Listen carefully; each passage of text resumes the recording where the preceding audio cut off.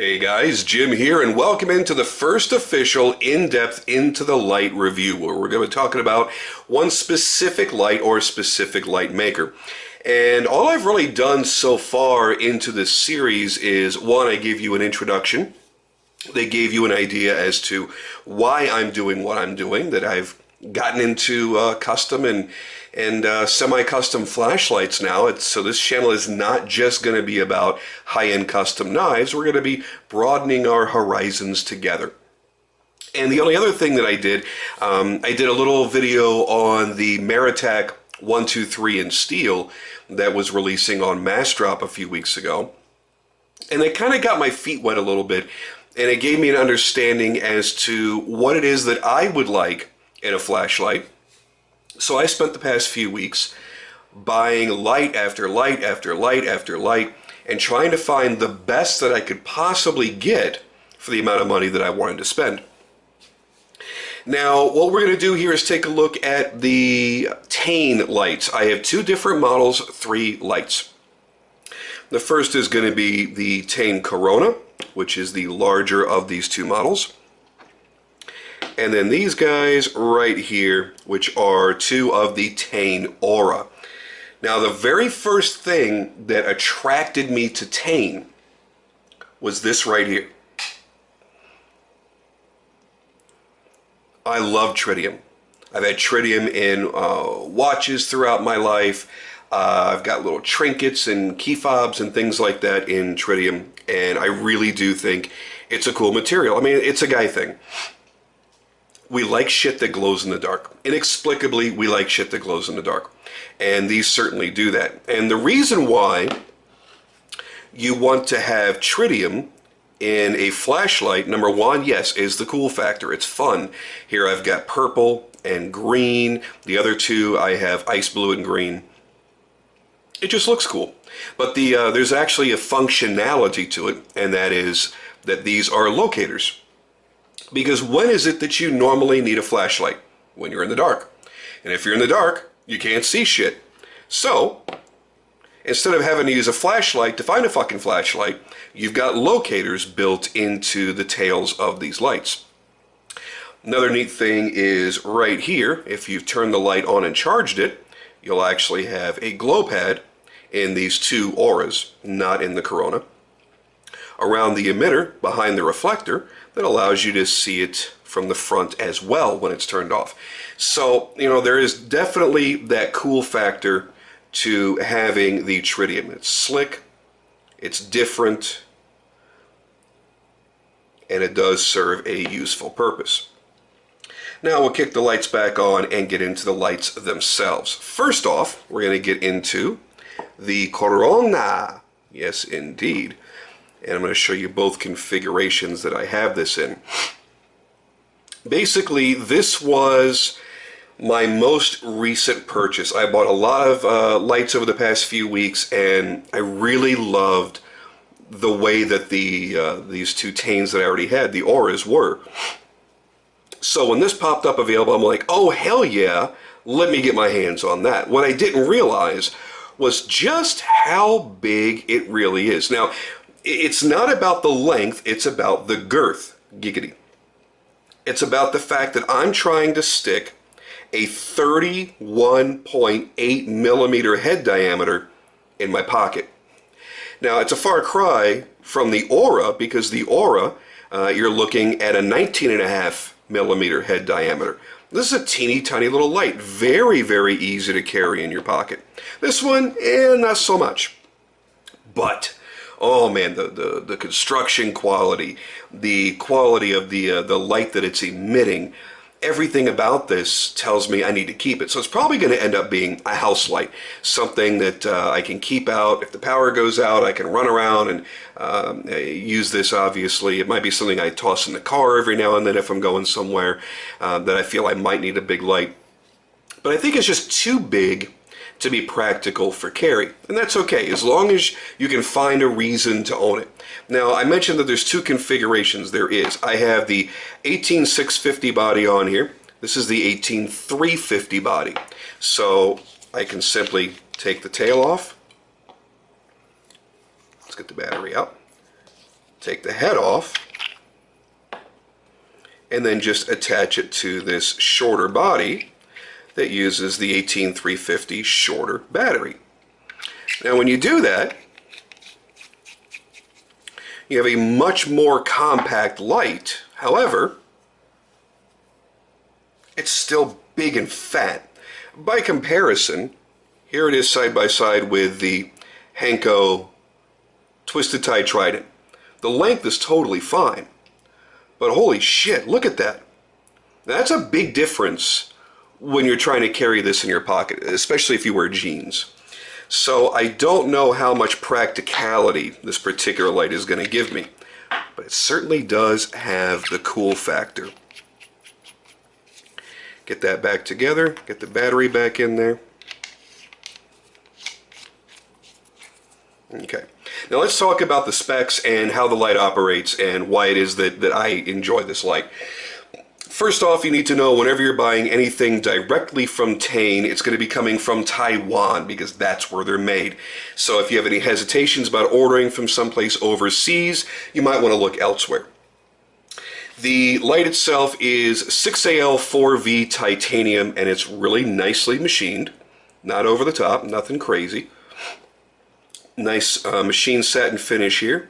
Here you can see the heat sinks, these ribs right here. They are functional as heat sinks, so that when you are holding onto the light, if you're running it in high mode for any length of time, it's going to dissipate the heat and not make it to your hand. I wouldn't go holding it here, but there you're going to be fine. Then you get down from the collar into the body and you see some really nice knurling. Very clean, very fine, nicely done. And then back up here again, you've got two little ribs going on here, going into the tail, which also has that machine satin finish. On the tritium vials, you have you have 12 of the 2mm by 12mm glass tubes. And in the electronic switch, you're going to have 6.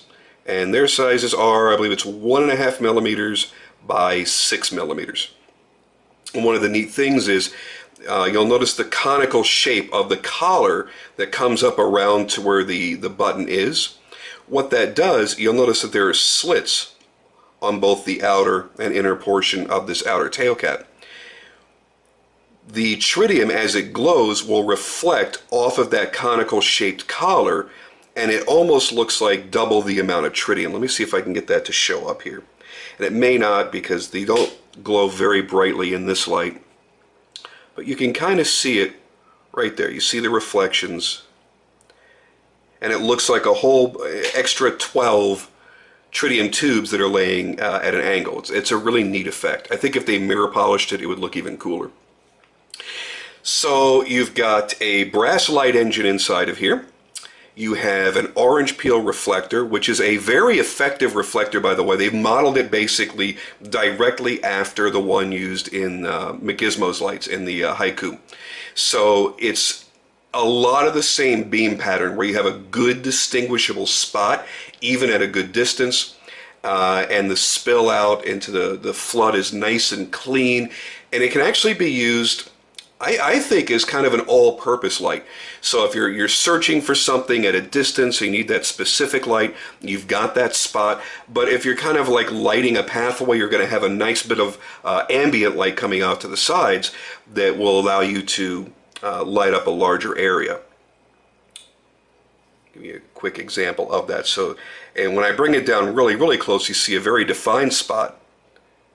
Bring it out here and you see it's a nice clean break. We get, let's see, that's probably about 3.5 feet above.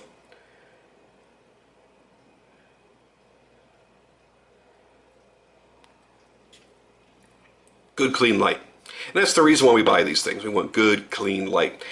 Now they had a couple of different emitter choices for this. There was a cool white XPG2 in the R5 1A bin and a neutral white XPG2 R5 4U. And I believe that's what's in this.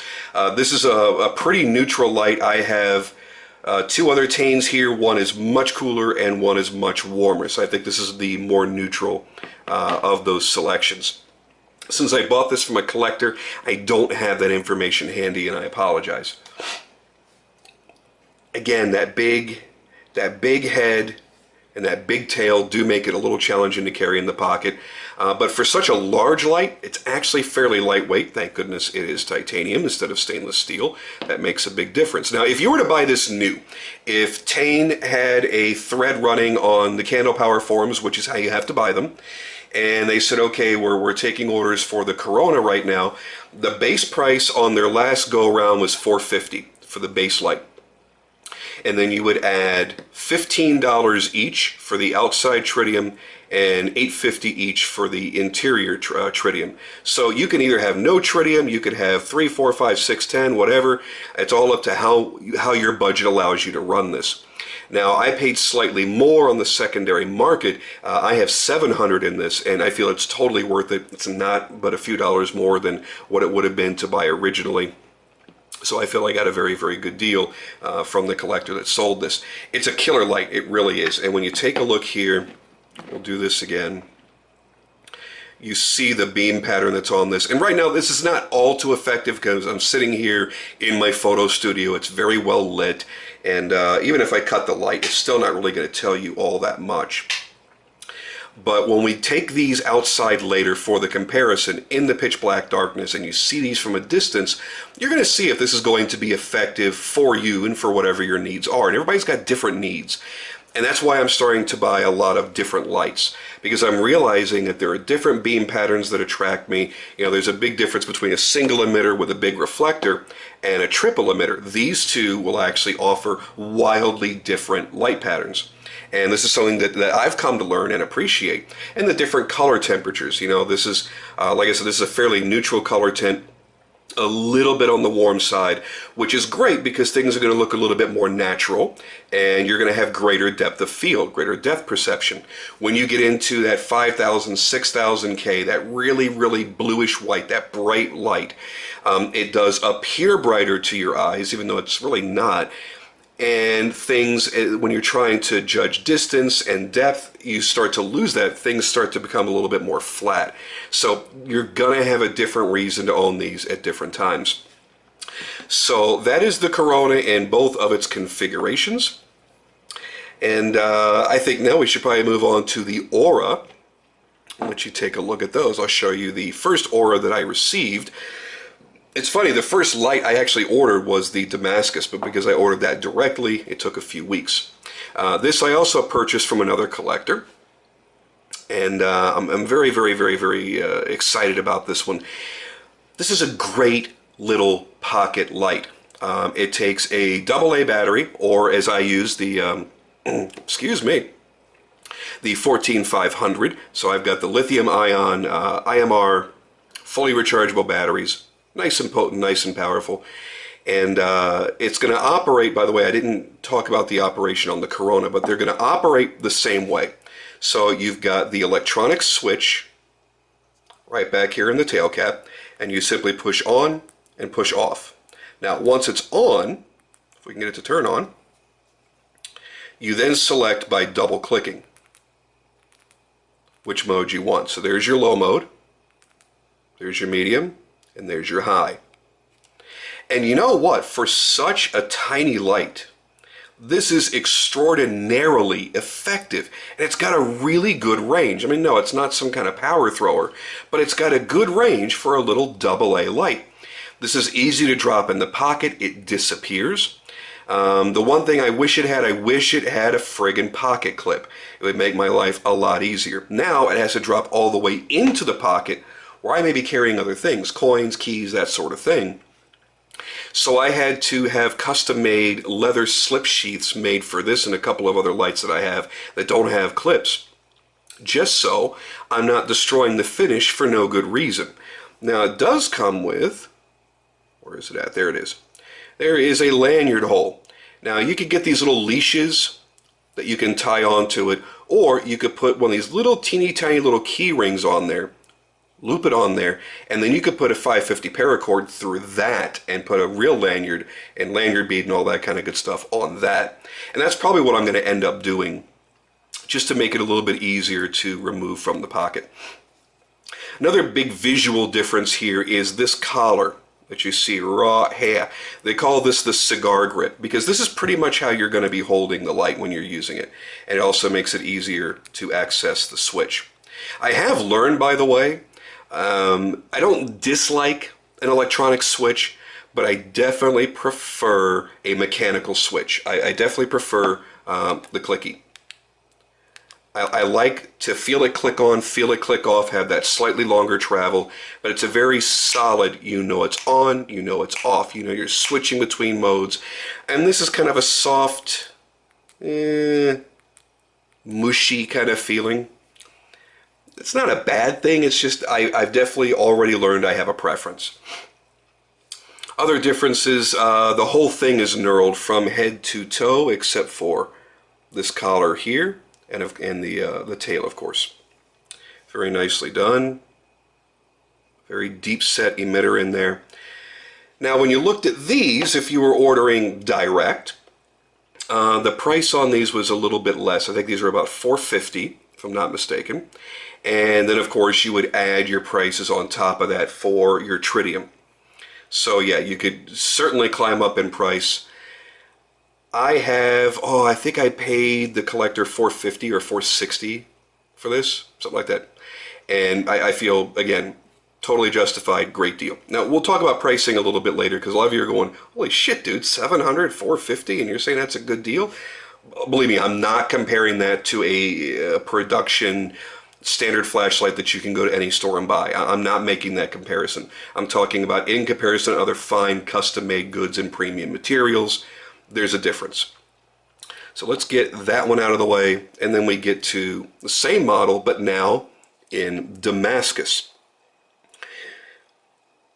Any of the really big makers are going to offer exotic bodies at some point, whether it's Damascus, Mokume.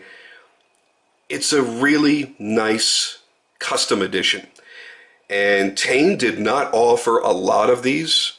I was very, very fortunate that it just happened to be the time that I was getting into flashlights and doing research and learning that I happened to come across Candle Power forums and come across this this purchase thread. Just pure luck, and I'm really, really glad that I did. I like this light a lot. You see, it is much more white than my titanium Aura. Very big difference there. I don't know how much that's going to play when you go to watch this on the video, but this is very, very white. This is very, very yellow. So this one will definitely appear to be brighter, although it's not. It's pretty much the same. On this one, I opted for the XPL V2 and the 1DCW. So it is very, very bright white, and it's got a nice amount of power behind it. Now, one of the things I want to address before I get more into this light is, ever since I started posting these on Instagram, I get a lot of comments and people asking, what are the lumens, no matter what light it is. And the simple truth of the matter is, I'm only going to very briefly touch on this right now. This is something I'll get into much more in depth later. But very basically, you're not going to see hardly any of these custom makers listing lumens for two reasons. One, lumens, it's a very inaccurate system for us as the consumer to use as a gauge to make our purchase. And the reason being, the numbers can be very easily manipulated.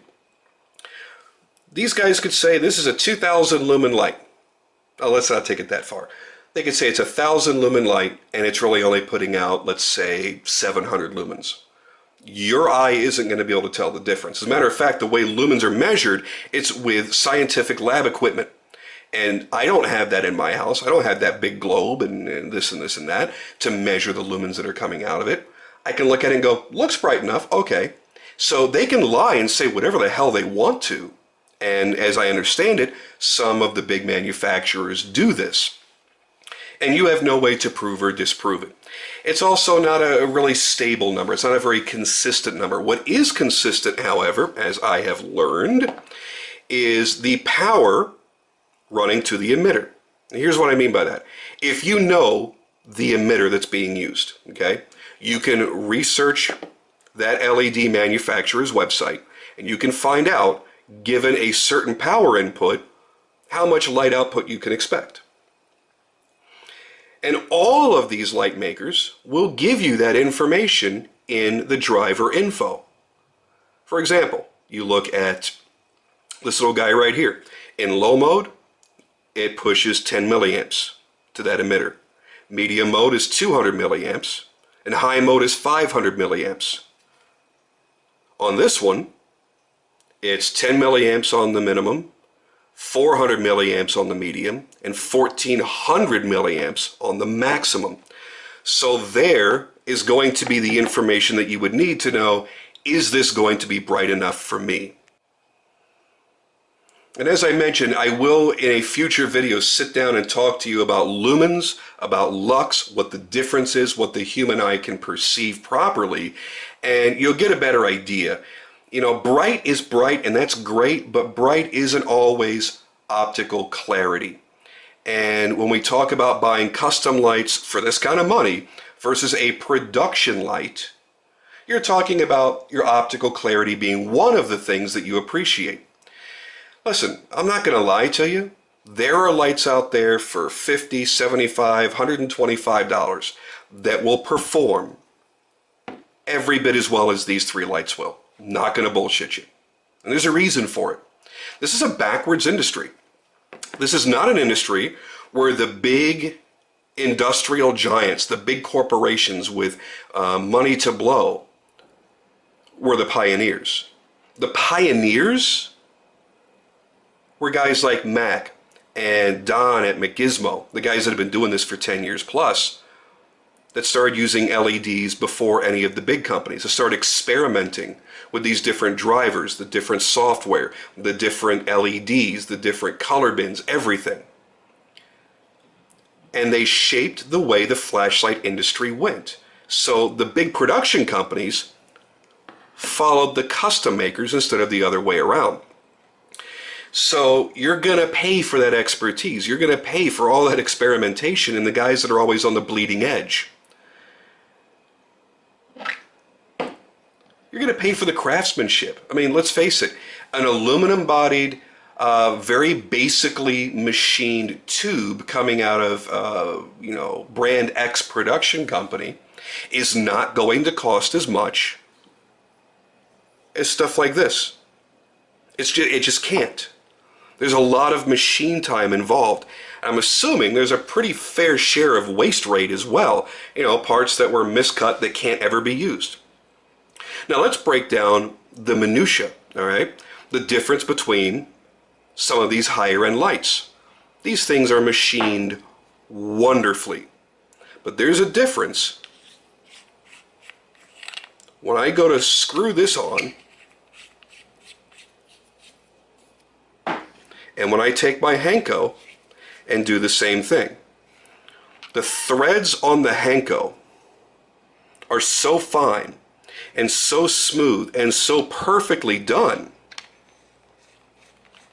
that they glide. I mean, it's like sex. It's like sex with Astroglide and an extra handful of spit. It just glides together. These Tains are nice. They're well machined, but they're not as precisely well machined as the Henko. Now there's a difference. This was, fully loaded about $650. So was this, but with no tritium. This is a more expensive light for a reason. You're going to pay about $1,000 to get one on the secondary market, unfortunately. So there's even a difference, slight differences, between these different makers. I hold my Henko, I shouldn't even compare the Henko because it's a tri-emitter. I hold this and I hold my McGizmo Haiku. The Haiku isn't as bright as this. It's not throwing as much power as this. but the machining is so amazing, and the beam is so dead on friggin' perfect that that's a better light to me. There's going to be a lot of little nuances. Here's one if you want to start getting nitpicky about it. The Damascus being used here on this Tain. It's got a beautiful pattern, right? But the etch is terrible. I mean, the etch is really terrible. It's just silver and gray. A good Damascus is going to be almost black and white. There's going to be such a sharp contrast. A poorly etched Damascus is going to be almost monotone, and that's really what this is.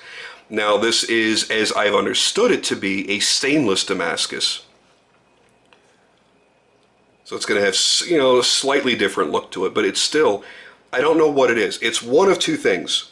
It's either a poor etch, and that could mean they didn't etch it for long enough, they didn't etch it in the right acid, or they didn't heat up their acid and use the right formula, or the other, which is something I don't really want to think about, but it has popped into my head, it's probably shit Damascus.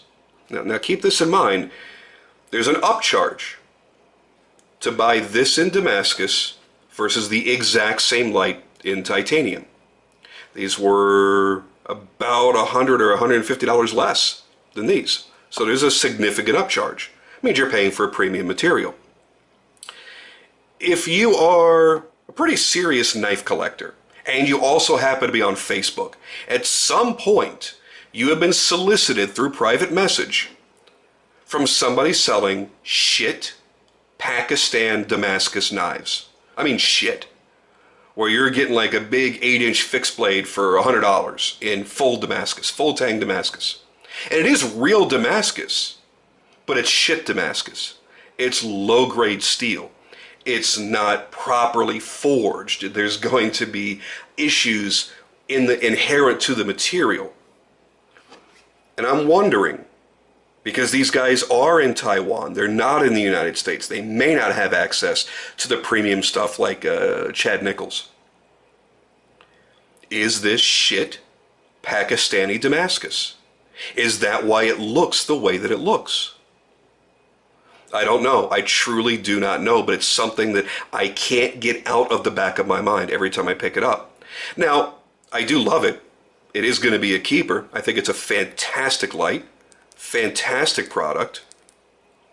Not something that I think is cheaply made in any way.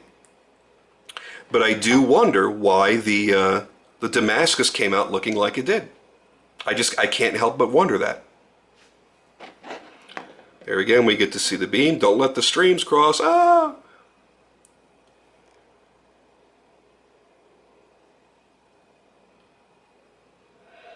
Definitely starts to break up and lose that spot after about 4 or 5 feet.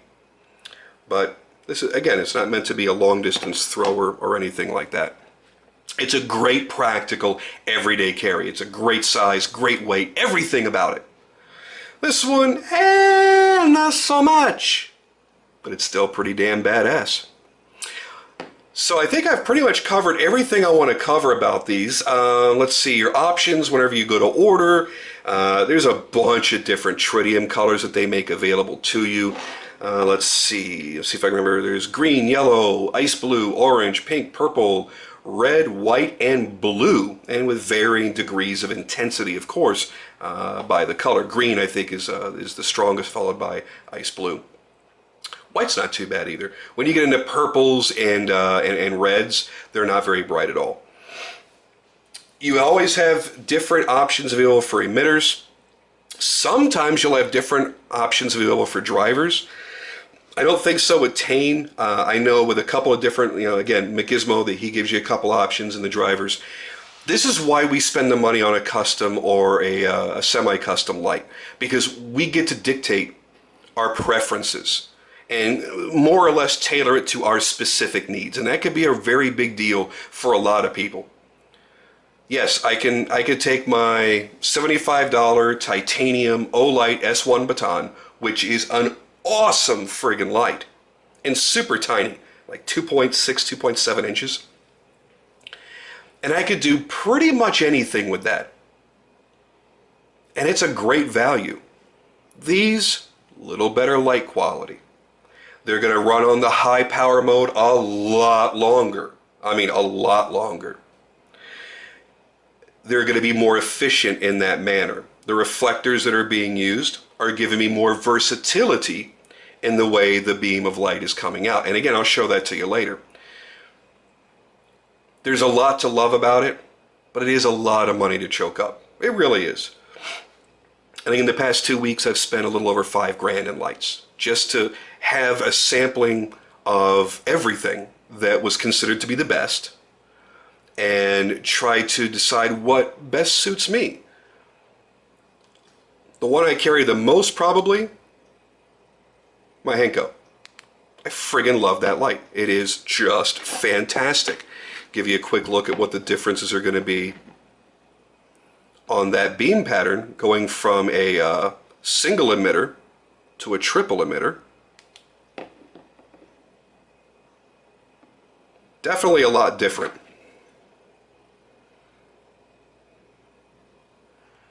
But the light intensity is insane.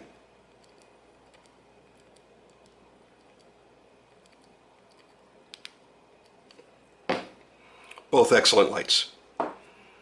I bought a Cool Fall Spy 007 Sapphire, the brand spanking new one. Holy crap! Yeah, I see why that's so expensive. And it does have some performance to it that you're not really going to get in other lights. That one's a lot easier to justify than something like this. The Luxar CFL33, another one that has performance that's off the charts. It is unbelievable, the little details that have been put into that light. But overall, aside from sometimes a few technical superiorities, there's not going to be a huge difference between this and a $100 Phoenix or a $120 Surefire. There really isn't, performance-wise. They're both going to get the job done. One, you can custom tailor a little bit more to your specific needs, and it certainly looks amazing. If you marvel at the machining skills, you want a little bit of performance art, then a custom is the way to go. You want the extra little goodies like the tritium and stuff like that, you can either mod your existing lights and spend a lot of money doing so, or just do it right here, right from the get-go. It's entirely up to you. So I'm not here to tell you one way or the other, but yeah, there are going to be certain reasons that certain people are going to want it. This, by the way, is the only other thing that bothers me about this light, is the fact that there's nothing to stop it from rolling away. On these guys, the cigar grip prevents it from rolling around. There is nothing on this one that prevents that whatsoever. So maybe something else for you to keep in mind too that may reduce its degree of practicality for you because you can't use it just laying on a table. Anyway, that's it for me, guys, on this. Let's go outside now and take a look and see what these bad boys will really do in comparison to other lights in total darkness. Okay, so obviously now we're outside. It's nice and dark. I will have to apologize for all of the wind noise that you're going to be hearing. Really can't do anything about it. Certainly ain't going to come out here tomorrow night because it's going to be 4th of July and you're not going to hear shit but that. So let's start out here with the Corona. I'm going to put this to the side and we'll get an idea for how the performance is on this, and it should kick on straight to high. Yeah, there we go. Now you see you've still got a good influential spot right there. It's going to be good enough to light a pathway because you've got just enough of this ambient light right over here. But it's not going to be the absolute best for that. Let me give you that comparison. Break out the Henko. Now here is the Henko. Very, very intense light, but you've also got a huge wide spread. Even when I kick it down to medium, very, very easy to see everything clear as day. Go back here to the Corona. There's your low. The low is still usable. You can still see things. When you put it on high, everything becomes a lot more clear. Oh, by the way, I am definitely concerning my neighbors because I'm shining the light right into their windows. Oh, well, they're just going to think somebody's stalking their house and they're going to break in or some shit. Yeah, let them be paranoid. All right, so now let's break out the little guys.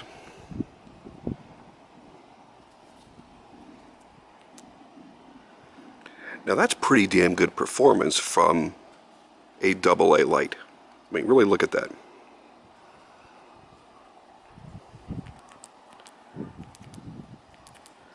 Even on medium, still plenty of usable light. And again, easy to light up a pathway, walking through the woods. You can see where the drop off is for the light. Plenty of light. And you get an idea for the color temperature differences.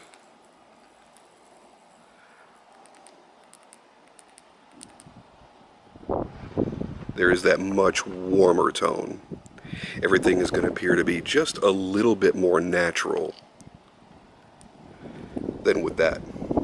See how it looks a little bit false, but it seems to be a little bit brighter? It's actually not. Pretty much the same brightness all the way around. Now when we talk about brightness, and we talk about the quality of light, let me put these down for 1 second.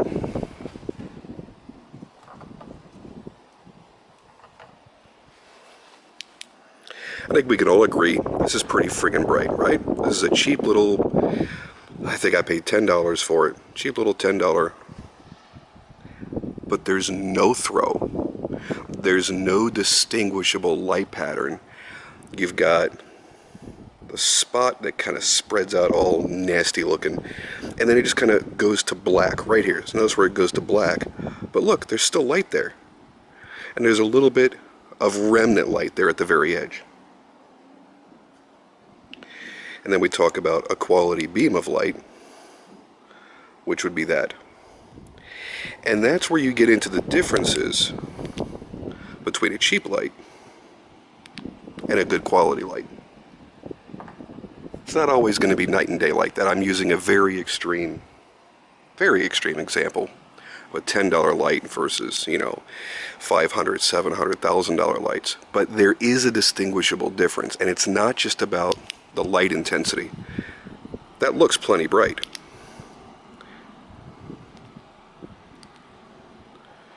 Pretty much the same as the good light here on medium. But the good light on medium still has a lot of throw, still has plenty of flood out here so that you can see if there was a snake in the grass or anything else. And this little guy, nothing. It's every bit as intense up close, but it's not even a comparison in the real world. And that, my friends, is how one of the ways that we justify the expense that we make. Yes, we get cool little extra goodies like having the tritium and things like that, but even a stripped down, good quality light is going to outperform something super cheap like this. And there you go, guys. Now you got a chance to see the light patterns, you got a chance to see the spots, the spill, everything. And it's up to you which ones you like the best. Let's do one more back to back.